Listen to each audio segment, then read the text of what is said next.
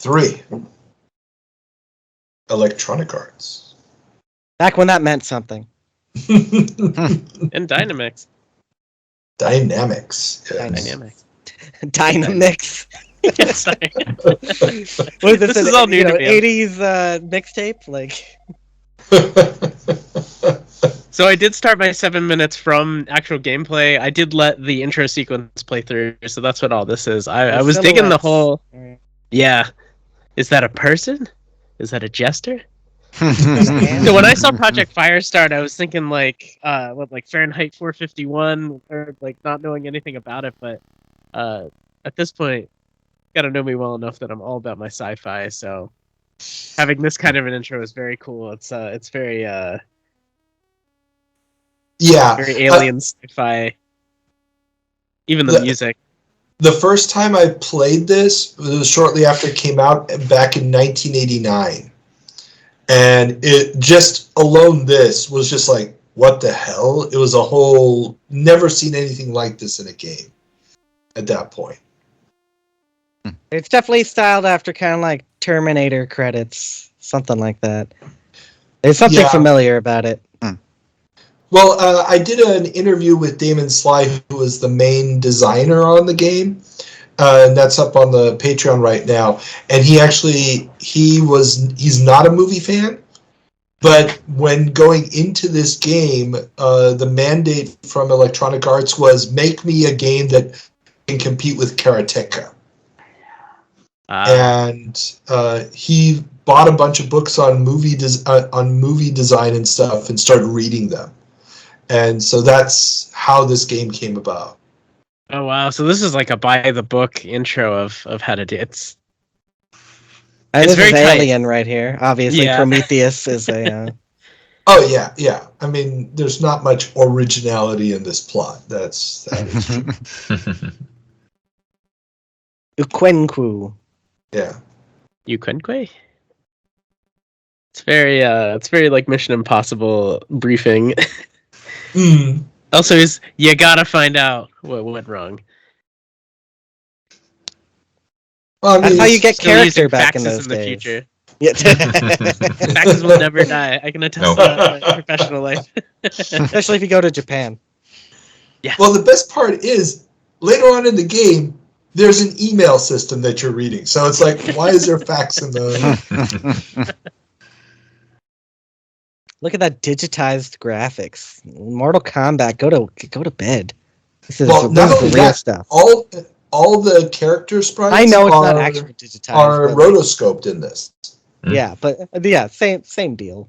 Like it's not actual digitization, but like that his right eye looks a little a little There's off. A pixel in there. So this looks much better on a CRT. Sure. Yeah, that's true. I should have put some of those filters on, because I'm playing this on FPGA hardware, so this is running almost identical to how it would on an actual Commodore. But for better or worse? Yes, for better or worse, for sure. It's yeah. I mean, I have some idea of what like the C64 is. Yeah, this is where I need the keyboard. I'm sitting there with my joystick. My controller bound as a joystick, trying to find how to start the damn game. This is the beginning of my issues. Yeah, I'm still just figuring out like the directions. It's fairly straightforward. It seems like a like an actiony Sierra style game, I guess, with the way you're moving around and interacting with stuff. The Running Man looks a lot like Impossible Mission. Yeah, well, I mean, it's about the same number of pixels high, maybe a little bit taller than that animation. It took me a while to realize that's a danger. Yeah, but I'm impressed. Why would you, as you're dying, write something like that? I think the blood is more than enough indication. Writing it with the arm that he hasn't got. Yeah, literally on the walls. Oh. You're assuming he wrote it. Oh, that's true. Who else would write? Either way, it's pretty good indication that there is danger already. Somebody happened upon that corpse and picked up one of the arms and wrote "danger" on the wall, and then just ran away. Yeah, the Maybe. little You child don't know how aliens many that are people are running still around. left on this ship. Hopefully enough that have sense enough not to write things in people's blood. In English, nonetheless, too. These aliens that could have done Hmm. that. I was impressed with the scrolling in here, and it's Oh yes, the jittery scrolling. yes. Welcome to Commodore 64. Again, on a CRT, it looks a little bit smoother. Talking It about does. 60 frames per second. Back in those days, you were lucky to have 5 frames per second. Yeah. Okay, now it switches to isometric for some reason. Is there a map of some sort, or do you Atmosphere. have to like memorize it all?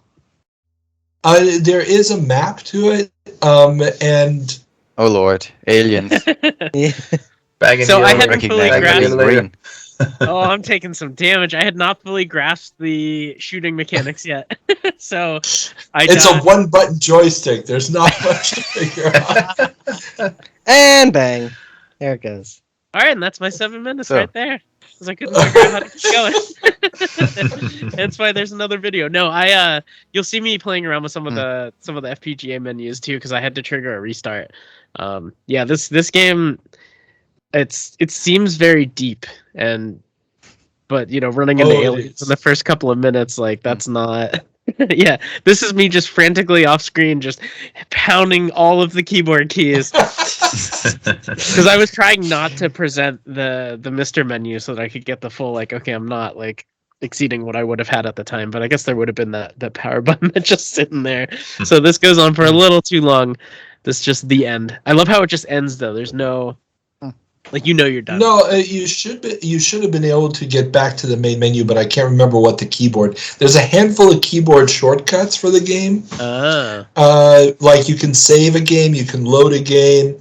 There's also one of the keys switches your weapons because you can carry 2 rifles. That would have been good to know. And of course, all of the images I found had trainers built into them. And the hacking group. And if you had gone down, you could have gone to docs. That would have given you all the shortcuts and all the keyboard commands. I don't got time for that. I got 7 minutes here. Yeah, 7 minutes.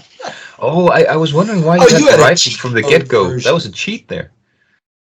You're playing some hacked version. You had the rifle. Normally, you don't have the rifle when you start, do you, Carl? You need to get into the armory first, so you're unarmed. No. You start with a rifle. We only saw in the intro. The guy tells him you can't carry that giant cannon you normally carry, but you still have this rifle with you. No. He actually tells you need to get to the armory because then you can find those rifles.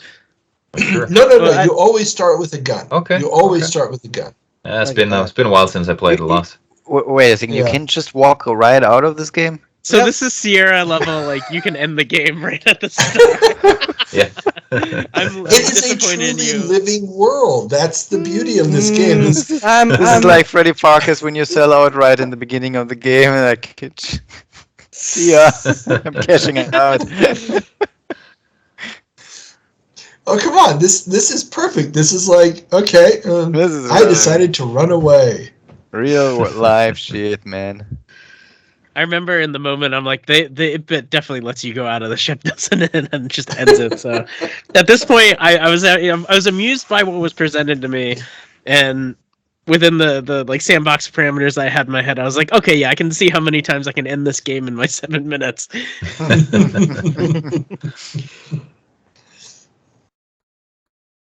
It's still got the like open door, interact yes or no type Instead thing. of just walking through the door.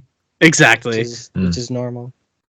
Well, it's also that's going to play a role in certain areas. Because you're going to get to certain blast doors and stuff that you're going to need to be able to close and open. This is a way of sort of introducing you to that concept. Yeah. But we ain't going to see that in the 7-minute round, I'll tell you that. So this guy has been dead 3 times in a row now. He must be getting tired of it, but... Yeah, well, you know, it's so not like he's got any place to be. Right? I mean, the ship's going to blow up eventually, but it's fine. Minor biding your time. technicality. I love the little detail of like what the monitors would see. I guess they're all because you see your ship coming in, and some corridors. Yeah. And stuff. Yeah. Well, the interesting thing here is that unlike virtually every other game where the map of the world is built around, what do I want, what do I want the player to do next? Oh, you blew up the TNT. Yeah. Good one. Oh, I was like, there's TNT here. I can definitely shoot that. you'll never catch me alive. Exactly. I think that was their goal. Yeah. All right, so yeah, that was Project Firestart, everybody. All right, so we'll see you next time. Yep. But wait, we have another really video. bad. I felt really bad about that run, so that's why I went through it 7 minutes and actually spent some time playing it. So we can definitely revisit that. But man, that Commodore DOS, I knew how to run the game. I tried the floppy version originally, and there's an old web series called Load Ready Run, and I was like, wait a minute, I know this. So I typed in load, and then it said ready, and then I clicked run. So proud of myself because I'd never done that. Do we want to watch the second? Yeah, let's load it up. Let's load it up. Everybody, get it to the 0 point. Real, John. Yeah, and real. Not quite sure I'm going to cut this together, but what the fuck? Yeah. Okay, well, we could just end it there, go? but keep going. Yeah, keep going. Okay, and 1, 2, 3. Okay. All right. So this John, is me. have you ever played this game before? Sorry, this one was just there. I had to pick it up. Was this before or after the other one? This was after the other one. This was after all the difficulties. Like I had a grasp of okay, the controller is behaving. I had to set a setting where I swapped the controller ports because originally my controller wasn't working. So when I was moving around, I was moving with the arrow keys on the keyboard, but it wouldn't let me interact with any of the doors. So I spent a while just doing some troubleshooting there. So this I love those orchestral stings on the SID chip. Yes. That's very, very Commodore. I've listened to more Commodore music than I've actually played the Commodore. Because what is that? I think Fubar 2000 has a SID plugin. Yeah. And I've definitely listened to a bunch that way. Commodore is such a big... Commodore and Amiga are my two big blind spots, but obviously Carl's been educating me on the latter. Oh, you I was didn't proud activate the laser gate. Hey, so... Oh, you went back. Oh, see? Which age was this game appropriate for? What was it rated? There were no ratings back then yet. Oh. We were still living in a land of freedom where they did not oppress us. The answer is yes. Okay. Wild West. See, that's what I thought you were supposed to do, to grab the laser guns in there. But yeah, no, you start with one, and you can actually carry, I think, 2 guns, so you can actually switch them in the inventory. Yeah. There's also an inventory, but there isn't much you can do with the inventory. Oh, that's true. That's what it was. Yeah. And once you actually confront the aliens, you realize the gun is absolutely fucking worthless. Oh, yeah. You'll find out in a minute. Yeah, this is a game that has a true sense of space, of being there. You need to map it down because it's such a huge... So you mean it's obtuse and it's too big? That's what you Yes. No, and the interesting thing is, they designed the ship to be a quasi-functional space, and then built the game into it as opposed to each room is Carl, that works design. in movie set design, but I'm not sure about games because you got to actually work around games. No, see, that was the brilliant of it. When you loaded this up the first time and you had never seen anything like this, just the mystery of figuring out, wait, what the hell is actually going on? Oh yeah, that's super obvious that he's being attacked when he's 3 feet from the guy. Well, this is, depending on which hallway you're in, there's actually also a jump scare when the things show up, but it depends on where you are on the ship at the time. Are they spawning endlessly? This is a good introduction to the music that comes in when something is in the room with you. And I realized that it's exactly 7 shots to kill these guys. I was counting. I was like, I definitely know 7 shots for this last guy. I did not know about the weapon switching at this point either, and I don't figure that one out at all during this. Yeah, without the manual, there's no way of knowing that command. It's that's wild. Well, and that's why the trainer included the docs. So if you read through the docs, it's basically the text of the manual. Oh, cool. Yeah, they just included the manual as a text document. So those aliens, are they? Do they appear in certain rooms, or can they appear randomly? And when they spawn, do they spawn endlessly, or is it just like 5, 6, or 10 of those guys? I believe there's a fixed number of them on the ship, and they are actually doing something. And there's going to be cutscenes later on showing you that they're number one. They're not aliens. They're a genetic experiment. And you've discovered this through reading through the logs that are in different computer terminals as you go through. Yeah, you'll see that in a minute. Yeah, and what ends up happening is they have a plan. They're working on something. And you start to uncover that as you go through the game. Mm-hmm. Has it something to do with leaving this ship? No. Well, they never reveal whether or not they want to leave the ship, but there is a whole discussion about. Here we go. I was impressed by this. Yeah. And I gave him a minute so you could actually read it. Yeah, this is where they talk about the like lab containment and all of that. Basically, what Carla just mentioned. Yeah. Yeah, I can answering the thing earlier too. That the monsters are persistent. They'll because I realized without knowing that you could swap weapons, I went to get another one. It was like, you already have them. So I'm sitting here panicking because I've got 3 shots left, maybe 2. So I'm just like, at this point, let's explore the ship and see what I can do in 7 minutes. Yeah, and then bam, then bam, and then out of ammo and taking damage. Yeah, you just have to run through them and get to the door at this point. What good design. Well, no, the deal is it's a survival horror game. Yeah, but you don't have to always take damage. Come on. There's never a way to... shooting your way through the thing is never an option. I've played through the game all the way up to the final scene without shooting a single time. It's about figuring out how to get through. And then there's that. Yeah, that's the same one that we saw before, though. It was definitely following me. It does. Yeah, but it spawned as soon as you came in the room, so you know. No, it came through the door. It came through the door. They are mapped to the. That's what I mean. It came through the door as soon as you were in the room, so you're gonna take damage, and it's no good, Carl. Come on. I gotta do better with my spatial awareness and learning the ship, breaking out the grid paper. Yeah, you definitely need to map this one. I still have my old map from the 80s someplace at my parents' place. You need to donate that somewhere.